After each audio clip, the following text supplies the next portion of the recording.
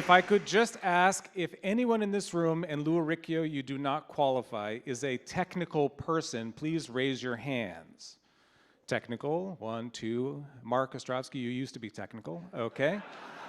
All right. So if you are technical, then it could be a checkpoint person or a partner person, please stand up. Come on, stand up. Come on, come on, come on, stand up. This is really important.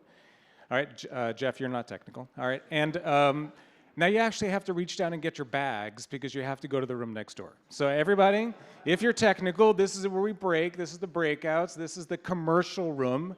The room right over there, that's the technical room. So now you're just gonna get out. All right, thanks very much. Okay, all right.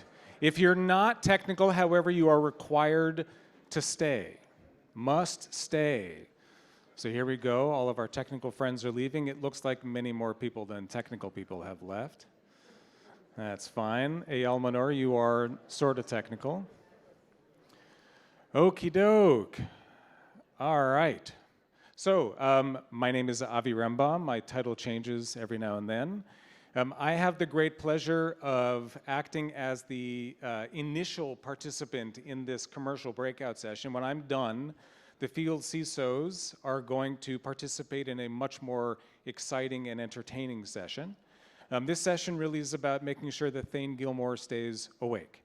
So what we're going to do is we're going to take a look at the messages that we're bringing to the market, both as partners and also as checkpoint salespeople and channel managers and the like, and see how we align to the business needs of our customers. Ultimately, we are here to serve our customers, and that's what we're going to go through. I'm going to start off by sort of stating the obvious, which is we've probably all realized this. 2023, we really are starting off. This is a very uncertain year. Lots of things happening. We were in Singapore last week, and that's also the year of the rabbit, for those who don't follow Chinese New Year.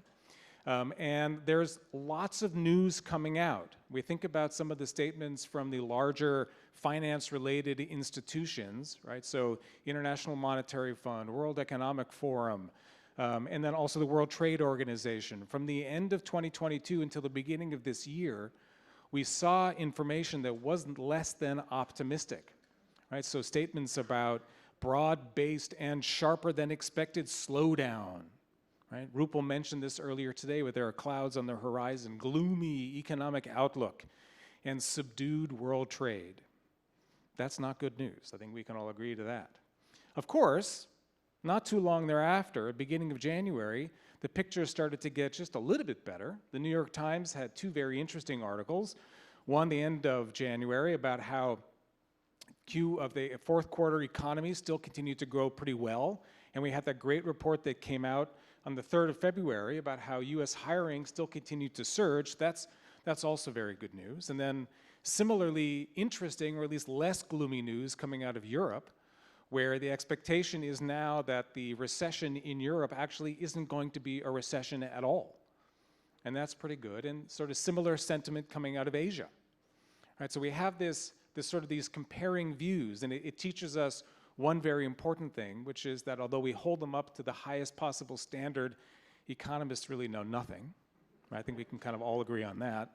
But in addition to that is that there's this sort of uncertain view out there. A lot of us don't really know what's going to happen in this world today. We're unsure of a lot of things. And a part of that is also because there's still a major ground war taking place on the European continent. Right? Looking around this room, none of us were alive the last time that happened, but it's not particularly good. And it's not going to end anytime soon.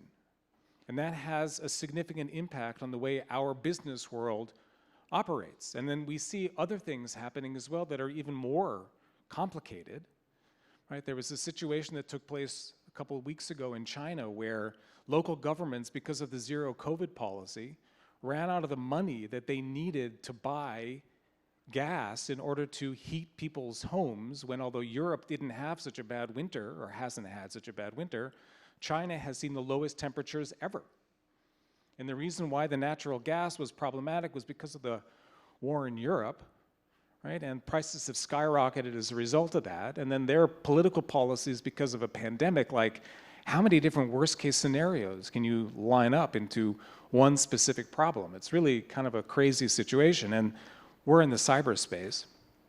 At the World Economic Forum a couple weeks ago, Sadie Kreese made a rather scary comment, which is that there is a gathering cyber storm, but none of us really know just how bad that's going to be. And those of us who have operated in the cybersecurity space for a while, I think we've seen just how challenging cybersecurity has become over the years. So I mention all of this to depress you all, right? But also because it's the foray, it's that first step into a game. They're excited that we're playing a game, all right? So indeed, we're gonna play a game, and I'm the first person who's gonna come off the stage as we play this game.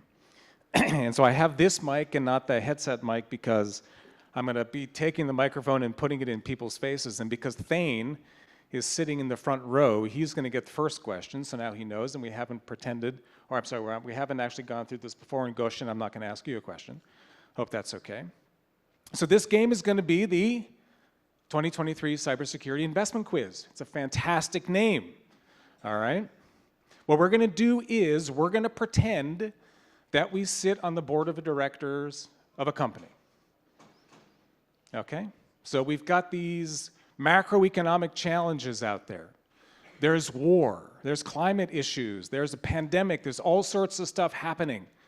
With this uncertainty out there, okay, let's take a look at possibility A. Should we, as the board of directors, cut cybersecurity spending and take the risk? Just completely and totally get rid of it. Thane, what do you think? That'd be a dreadful idea. That would be a dreadful idea. That's what Thane says. Okay, but interestingly enough, we have a customer in Europe who took a decision because the retail industry in Europe, specifically in the UK, has been hit so badly that they decided to take the risk. They just did. They basically were running out of money.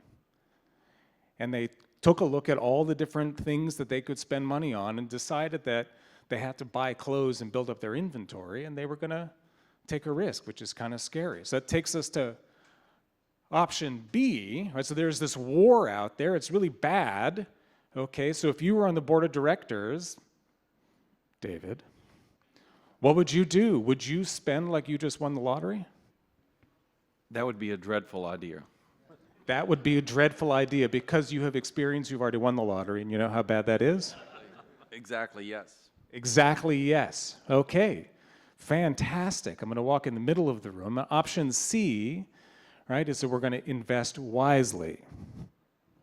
That's a good idea. That's a good idea. Very wisely said. All right, so we have option C. We're going to invest wisely. Spending wisely always seems like a good idea. I'm not particularly good at that. But PricewaterhouseCoopers, they asked a survey. They ran a survey among CEOs and went through a series of questions. Those questions were associated in general with what was their level of confidence in the 2023 economy? What did they see happening? And we're going to go through some of those questions, right? So question number one, how confident are these CEOs in terms of how their revenue was going to grow over the next 12 months? Not particularly confident. All right, so a part of that view of uncertainty, 26% drop is what people were expecting. That might imply that there's this possibility of cutting spending. Okay, next question they ask, these are entirely out of order, but I'm going to go with next question anyway. If they were to deal with a war, where would they spend their money? Look at that, cybersecurity. Okay, so that perhaps, Mr. Dabbs, you're wrong. Perhaps they are indeed going to spend like they just won the lottery. All right, and then a two-part question to round this out. What types of investments are they making? What are they prioritizing? And beyond that, within those areas, how much of that spend was going to be on what they had before versus on processes, technologies, projects that were associated with reinventing themselves. And here it really gets very interesting. The top three are automation, upskilling, and deploying technology. But take a look at how that divides. Between 69% and 76% of that spend is on the new stuff. Okay? So think about Jeff's message of we love firewalls, but we got to think about more. That's in fact exactly what that's about. And so another sort of set of data points for us to consider is CIO Magazine, interesting article on what are the top 8 priorities. And it's a pretty interesting set. Number 1 is building resiliency. All right, cyber resiliency, it's kind of an important thing. And we're going to take a look at these in greater detail in a bit, but that's quite a list. But also, take a look at number 8. Prepare to do more with less. Okay, so indeed, the wise answer would be maybe to invest wisely. So let's go back to our quiz. I think Thane, you started us out potentially in the right way. Is it, we're going to cut spend everywhere and take the risk? Is it spend like you won the lottery? Or is it going to be invest wisely? We all say C. It is indeed that we're going to invest wisely. It's sort of a good rule for us to follow throughout our lives, but most likely true within cybersecurity. But it kind of leads to a question, which is, okay, what does this have to do with us? Right? So as partners of Checkpoint or as Checkpoint commercial teams, how does this apply to us? What sorts of things are we going to be dealing with on a day-to-day basis as we work through 2023? In many ways, we, like our customers, we're at a decision point. Right? We have to make a choice. Now, that's us. So we have this little decision tree that we're staring at now. For those who don't know, the rhomboid diamond in that picture, that's the question. That's the decision point that you're going to make. We're having a conversation with a customer. Do we lead with firewall refresh and renewal? What do we think? Does anybody think, in light of the importance of cybersecurity, the need to handle customer questions about segmentation? Our customers ask us about segmentation all the time. A number of our customers have very old products in their network, and they've got investment challenges that they have to make. And they might choose to use the things that they have today and to bleed out that investment as much as they possibly can. Is 2023 the year of just focusing on renewal and refresh? Raise your hands if you think yes. None of you. So none of you are going to end up on the savings pile, which is fantastic. Okay? Because I think we all agree that no, this is not the year that we're going to be focusing on that, because that's not where the growth area is. That's not the investment area. So what I kind of want to do is I want to focus then on where is the opportunity. Right? And Canalys, a very well-respected research firm, they see 13% growth in cybersecurity investment in this very challenging year. That is not a slow market. 13% growth. Okay? So where's that going to come from? What are the projects? How do we relate? That's what this session really is going to focus on.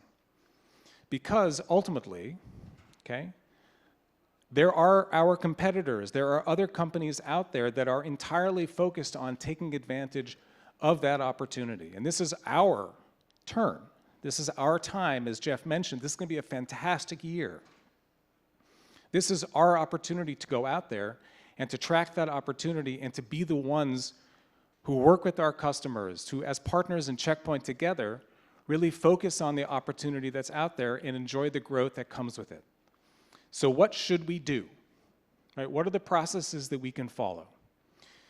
Gil mentioned this earlier today, and we're going to hear much more about it tomorrow, about this concept of the 3 C's. And the 3 C's message makes tremendous sense. We likely hear this from our customers all the time. There's just too much stuff. There just is. It's impossible to manage. They need help coming up with technology strategies that get more value out of the things that they use on a day-to-day basis. And that's not just in terms of cybersecurity. Right? They need to find ways of applying the best technologies that they can across the most use cases that they possibly can look at. And that's a huge value proposition that we bring. And it's something that we have to be very proud about. when we have discussions with customers, which really then brings us into that next bit, also about the consolidated approach. The comprehensive story of touching as many security use cases as possible with the best security technologies, and doing so in this consolidated manner, both in terms of the solutions that we provide, and also consolidating across the different platforms that our customers use, resonates further. It all builds on each other, just as that collaborative story does as well.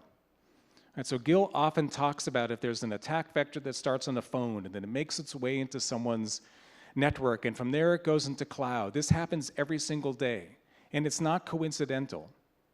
Many, many years ago, there was a study that IBM did, and they asked the question of what was the primary reason for why a breach took place at a customer. Anybody guess what the reason was? What? Human intervention. No. Right? The number one reason was because they could just successfully breach that company. That was it. There was no specific reason other than, oops, there was a hole. It was entirely opportunistic. Now, the person could have been the reason why, but that was the main reason. Now, one of the challenges that our customers have is that the stuff that they use, it doesn't talk to each other. The logs go into, some kind of a log storage system, and there are lots of analytical tools, and our industry has tried really hard with SIM technologies and transitioning to SOAR, and the stories sound fantastic. But the reality is, best of breed leads to solutions that don't talk together particularly well, and when a breach happens in some place, it often just makes its way across. And so the story that we have around collaboration, especially building on this comprehensive story and on this consolidation story, and then ending with the collaborative concept, it really does start to resonate with our customers. And we have to be very good at telling this 3C story.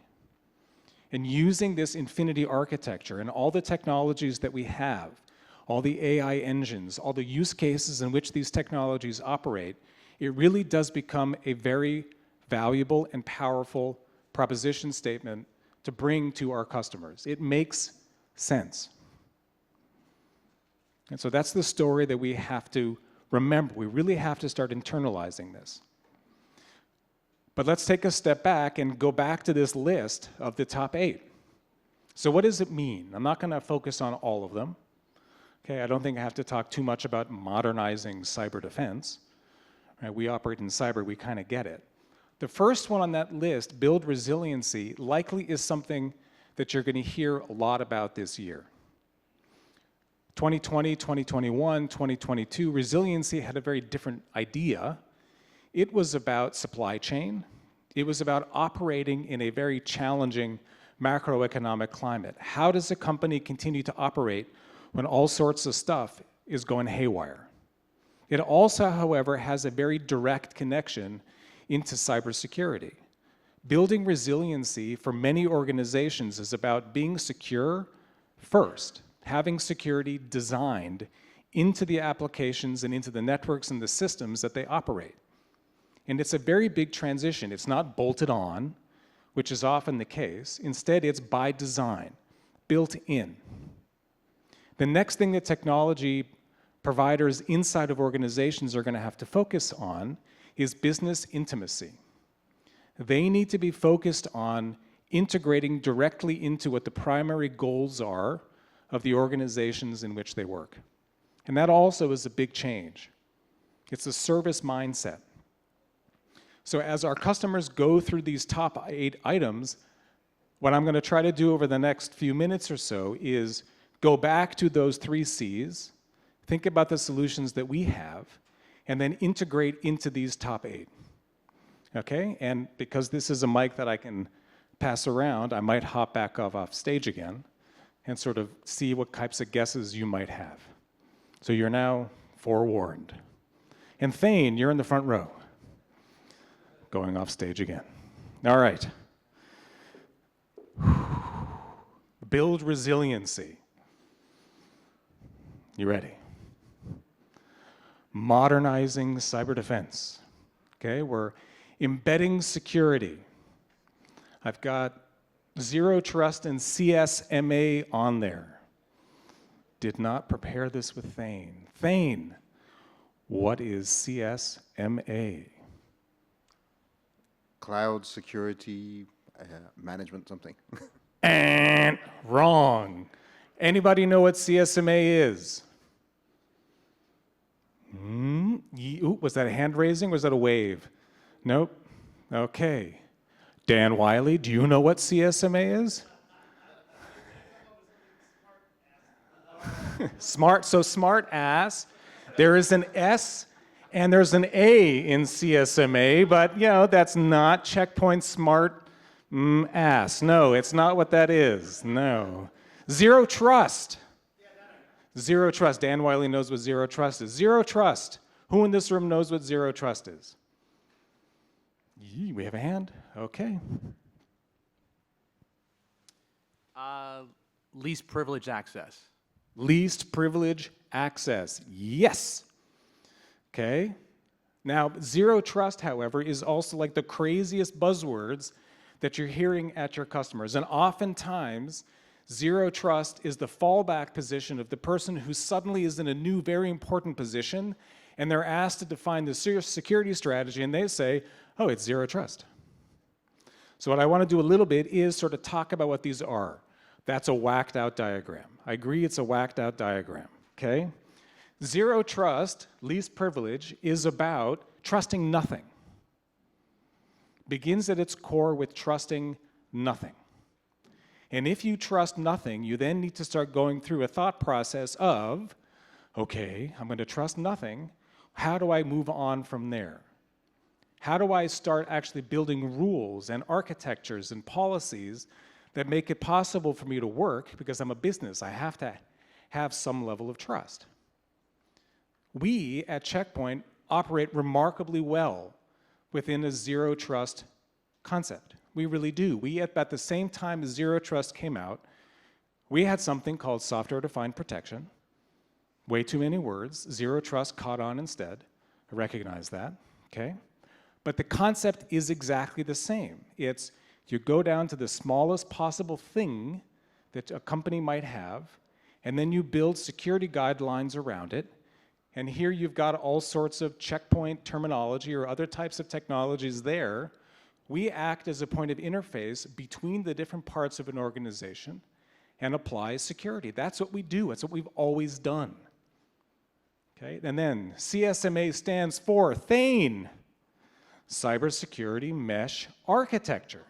Of course. Why didn't Dan Wiley say that?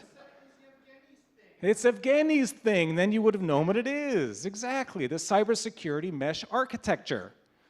Okay? It's another terminology. It's basically sort of a similar concept, but CSMA, different analyst firm, Gartner and not Forrester, is a broader view of how to implement security at an enterprise level.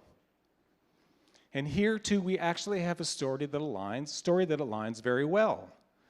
So when you have customers who talk to you about cyber resiliency and modernizing, what they're going to be referencing is zero trust and the cybersecurity mesh architecture. And when that happens, you're there.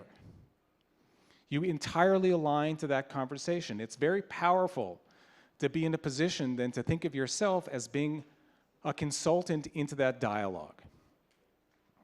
And so I listed some of the capabilities that we have within our solution set today. And quantum and harmony are key into the discussion around cyber resiliency, key into this conversation around building zero trust, because harmony, user-related security, right? So the human element of all of it, very important to have this level of protection.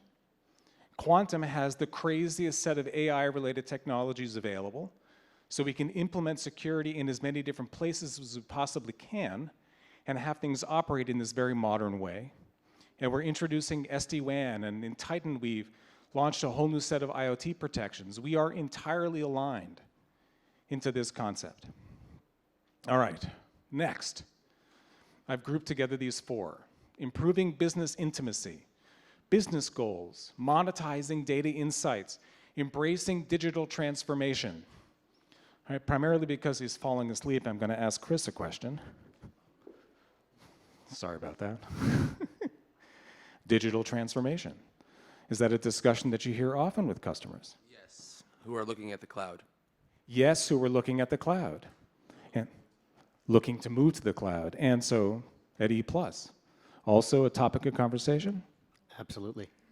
So the services that you're doing, we actually participated in a roundtable before. So as customers are moving and going through this transformation process, this is totally unprepared, what are some of the things that you see companies taking? I'm sorry, one more time? Through this transformation process, what are some of the steps that customers are taking today? Just planning around the cost and risk and that sort of thing. All right, that's fantastic. So there's this discussion about cost, and there's a discussion about risk, and there's a move to a cloud, and the questions really start to pop up about, well, how do I go ahead and do this? What is an effective way to go through a transformation process? Since in many ways, if we think about the things that are on this slide, digital transformation is a part of it, but how does one monetize data insights?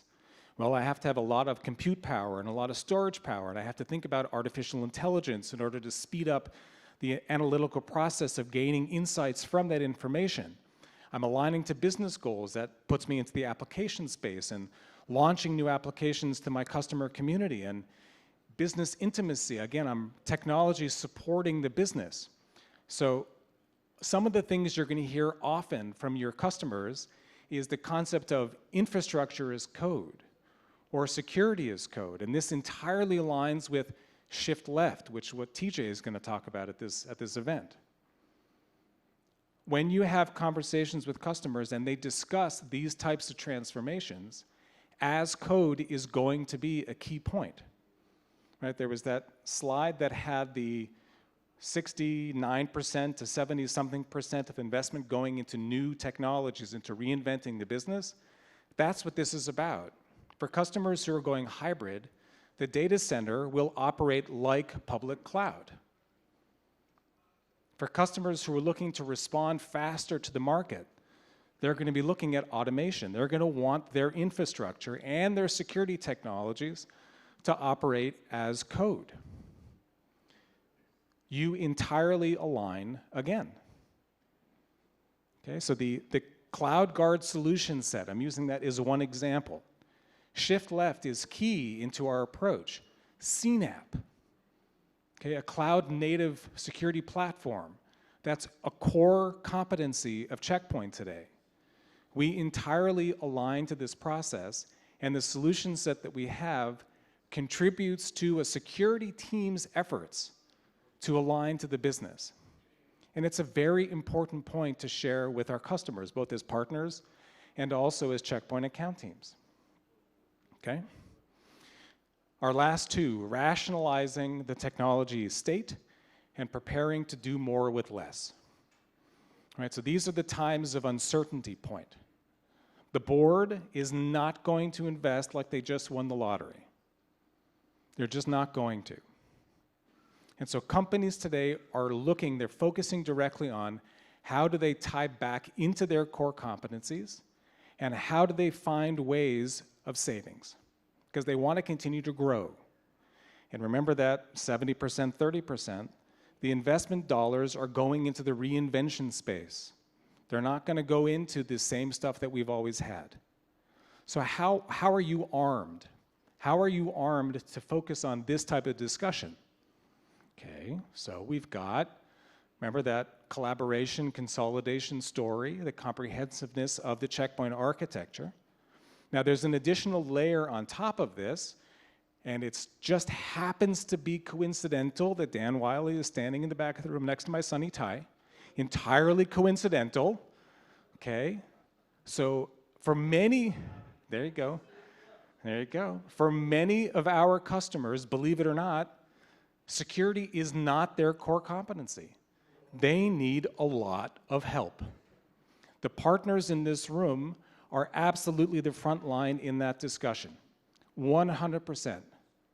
And for those who offer managed services of our partners, for those who provide consulting services, for those who have the capabilities, that along with the expertise that they have and their objectivity in recommending solutions to customers, it's that service capability that is number one, the most important thing that they bring. And for partners who don't have that within their solution set, the Checkpoint Horizon offering is there. And it's this ability to see events that are transpiring on multiple platforms and to make sense and to automate the response that becomes the most important thing, because we have to operate much faster and we have to innovate. And letting organizations focus on their core competencies, making the best hangers for the dry cleaner and not focusing on packets, because they don't make money on the packets, they make money on the hangers. So leveraging partners and working with the Checkpoint Horizon team is a very important way of helping them do that. And of course, because I'm also responsible for the Infinity stuff, that's what Infinity also addresses. Because believe it or not, our customers don't like procurement negotiations. They just don't like it. They don't like having dialogue with 27 vendors. They don't like always having to pick up the phone and talk to the legal team and negotiating discounts and working through that entire process. They don't like having the constant renewal discussions. They don't like thinking about all the different pricing structures and how they're going to handle the different levels. It's not particularly fun.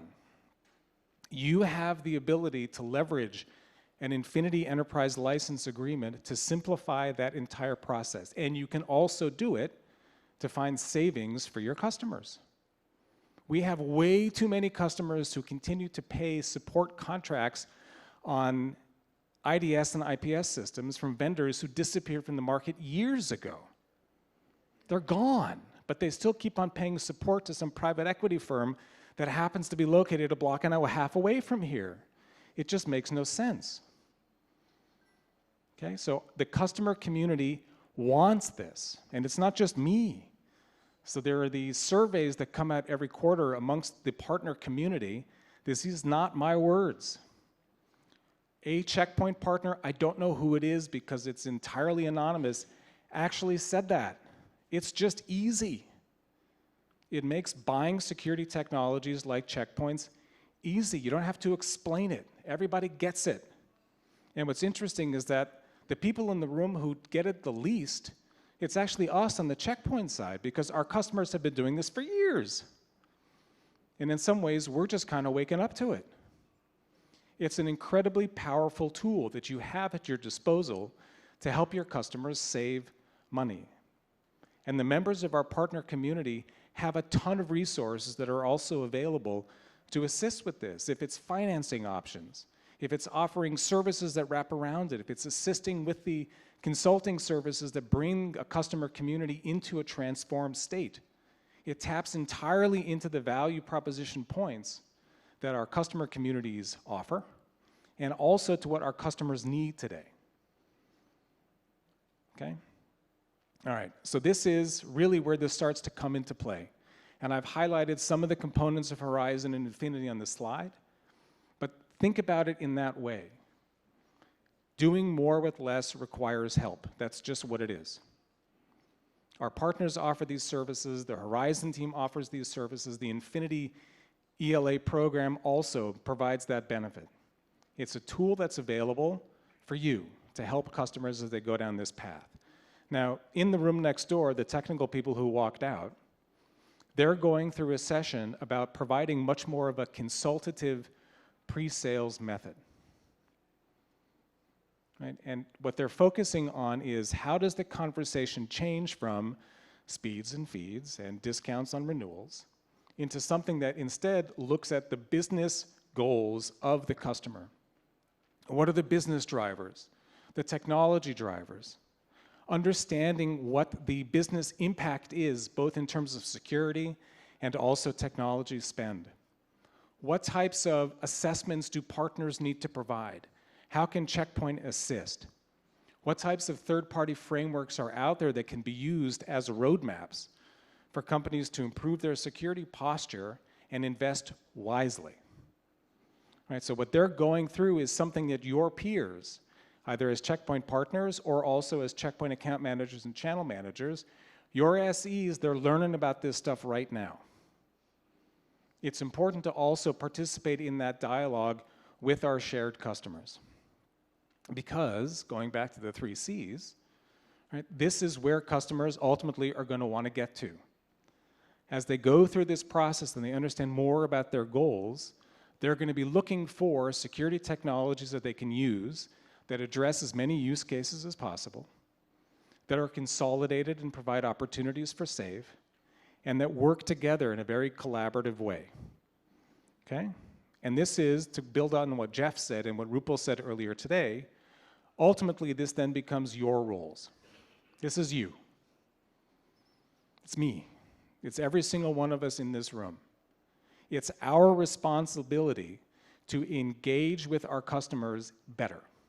They need help this year. This is the year for engagement. We have to collaborate, partners and checkpoint account teams and our pre-sales peers. This is the time for us to work together to really focus on the benefit that we can provide. We have to engage, right? We have to be with our customers more. We have to care. And we also have to leverage all the experts that you have within your broader community. And if there are people in our Tel Aviv office, if there's Dan sitting on the back of a truck somewhere, if there are others who are in a position where you can zoom them in and they can help you with an important discussion with the customer, use them. They're there to be used and abused. Even David Dabbs is there to be used and abused. Yes, he is. Yeah, this is true. And ultimately, it's dialogue. It's participating in intelligent dialogue with customers to understand what matters to them. We need to listen to them. We need to hear their stories. We need to focus on what they care about for their business. We need to care about them as people and what their goals are, because they have a boss. They're going to have objectives in 2023 that they have to meet. And we have to support them to make sure they maximize themselves. Okay? So that's us. The world around us is uncertain, right? Anybody see the movie In a World? Anybody see that? A very esoteric comedy a long time ago. We have a hand in the back of the room. Yes. All right, but that's In a World. That's what we face today. Right? The world today is uncertain. And we know that cybersecurity is hard, and we know that our customers are going to need help. And this really is our time. 13.2% growth in the middle of a really weird year. We have the opportunity to benefit, and our way of doing so is to focus on the main value proposition points that we've heard already today, and we're going to hear again tomorrow, and then we can win.